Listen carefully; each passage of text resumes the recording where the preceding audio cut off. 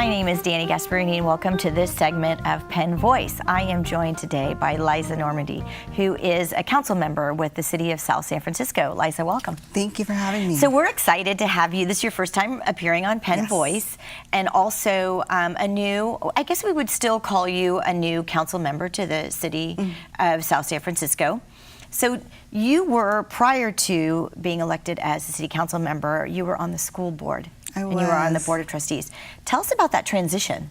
The transition has been wonderful. I think being able to serve on the school board since 2006 and coming from a unified school district, so you're dealing with K through 12 plus adult ed, and having really to understand the responsibilities and having to build relationships and trust has made it an extremely smooth transition into city council. I think for people who are elected to the city council for, sort of the first time, if you will, and not making this kind of transition, the workload is, I bet, a bit of a surprise, which wouldn't have been for you, knowing that you probably receive your packets for agendized meetings, and you have all of this reading to do, and you have to become sort of knowledgeable in all subjects, a little mini jack of all trades, and then, of course, your meeting nights and your agendas. It's been, I think for any first-time city council member walking into something like that, it would be very overwhelming.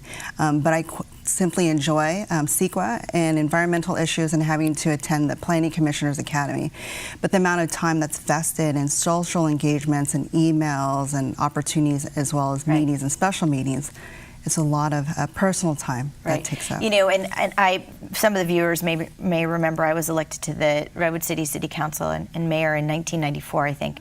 And I look at the workload, and I felt it was big in those days, over 20 years ago. And most of us that are elected officials are full-time employees somewhere as well. I thought the workload was pretty hefty. Now I look at the demands on city council members, and I don't understand how people in fact do it, especially with families. And how do you manage sort of your work life, your community life, and your personal life? 4 hours of sleep a night. That's where it's coming from. So I'm the only one on council that has a full-time job. So being able to balance a full-time job plus making sure that I'm always available for the residents on whether it's city email or phone, and having to take care of a teenage daughter and making sure she's on top of things. It's a balancing act, but it's also having to prioritize what's important, and realizing that there's some city events that I just cannot be at too. So. Well, and it's so important. I think that the successful council members are ones that are very in tune with their community. So it does mean attending events and being accessible to residents.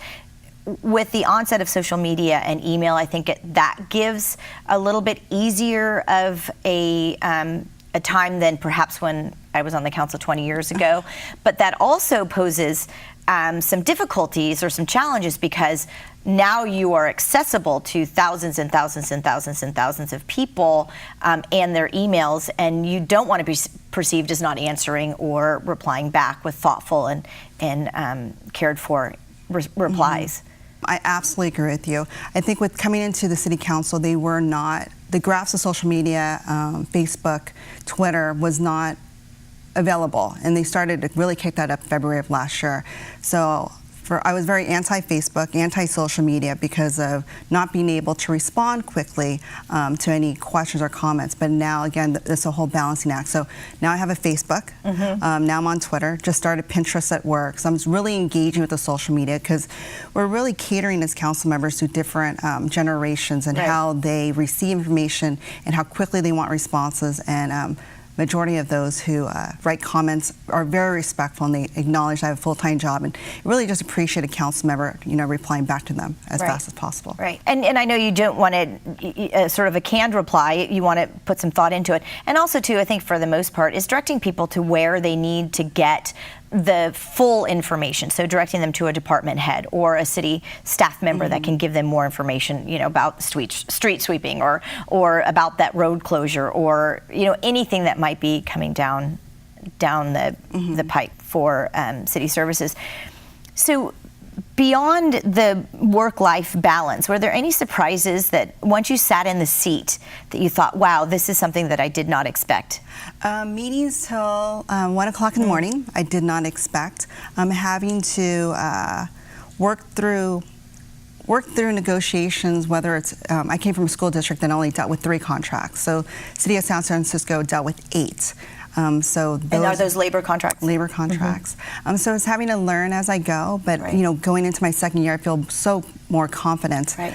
than I did the first year. So it's also the amount of events that one attend compared to those on school board and Right. PTA engagements. Well, and you had mentioned this earlier. I think that you need to become sort of this instant environmental law and urban planning professional, because the amount of the regulatory environment today that we live in didn't exist 20 years ago with CEQA and air quality boards and BCDC. So just the idea of development and doing business in our communities is much more complex today than it was even 20 years ago. And so how do you keep up with all of the changes and all of the regulatory environment policies that you're dealing with? We have an excellent ECD department, planning department, and so for me to do my homework as a new council member, I also make sure that I'm engaged at the planning commission meetings when they are going on. So not only am I there visually seeing the planning commission, there's ask their questions, and also be able to have the applicant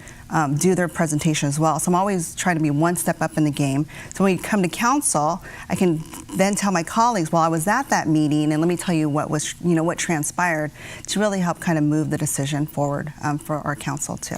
So tell us a little bit about the makeup of your council. I know you're very unique in South San Francisco. As far as the makeup of council, I am the 3rd female that has been elected in 107 years, and the second elected. Which I find completely, I would have never thought that statistic were true. No, and I'm very excited to hopefully be able to be the 3rd elected female mayor South San Francisco, if, seeking re-election, but also the 2nd elected Asian to City Council. But the makeup, as you mentioned, it's now the majority is Asian compared to what the makeup was prior. And is that more representative of your community? I think the community itself, when you look at ethnicity, I think they just did a great job electing individuals who will best serve South San Francisco. Right. And I love my council. Everyone brings a different perspective, and we just have a great time. In council chambers is a healthy discussion and debate. Right. But we're also colleagues afterwards as well. Well, it sounds like the residents of South San Francisco are extremely intelligent and smart to ensure that they have a diverse body of thinkers on that council representing their community, because I think where we get in trouble is when we all sort of think the same and there aren't opposing opinions to, I think, come back to the center. Yeah. What's been your favorite experience so far as a South San Francisco council member? I think just being a councilwoman has been exceptional, and realizing that even on school board you're a role model, but when you as you know, it's just being a female on city council, it's a different status. So it's just so nice for being able to be called on from our high school students asking to be part of a senior project, or having to be a part of Youth Government Day within the city, and realizing that I get to kind of hear about their successes as they go through.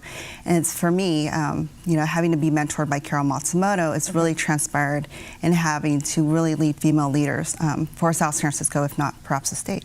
So I just want to make sure we have 1 minute left, that you talk about your Neighbor Helping Neighbor community project. That was a great thing. It was my first time out. I went to go visit Safe Harbor and had a visit, and realized that through the transition of Safe Harbor, there was a need for interview clothes, as they really commit to just temporary shelter, but also they wanted to go out and get a job. And when you have nothing, it's such as interview clothes. Right. I put together a community drive, neighbor help with Sergeant Adam Plank, and the community accepted it, dropped off so many clothes and toiletries. I'm hoping to do that again for next year. Well, I want to thank you so much, Liza, for joining us. Thank you so much, I want to make sure our viewers know that not only are you an amazing council member and community member, but you're also an ambassador for the South San Francisco Chamber of Commerce. You have a busy life. We look forward to hearing from you again when you become mayor of South San Francisco. And we'll see. The prediction was here. We'll see all of you next time on Penn Voice.